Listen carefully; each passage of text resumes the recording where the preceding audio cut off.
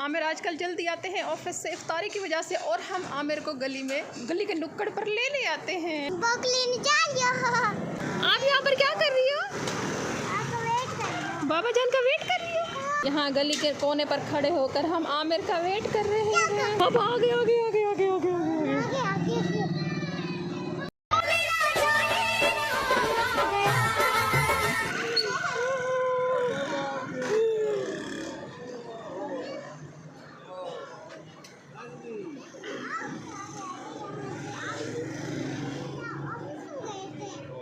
काम करने के लिए। आओ चलें चलें।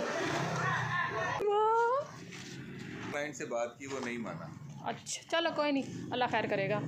आमिर साहब को लेकर घर जा रही हूँ, बहुत खुश हूँ, रोज़ ऐसे ही खुश होती हूँ माशाल्लाह। मैं घर के अंदर आ गई हूँ। फातिमा ज़ारा बाबा जान को घर के अंदर नहीं आने दे रही, कहती मैंने चीज़ लेनी है। घर के अंदर नहीं आने दे रही, मैं सोच रहा चीज़ लेकर दे आऊँ। चले ठीक है, दिया फातिमा बाबा को घर तो आने देती है, करी नहीं। जाए अल्लाह हाफिज़।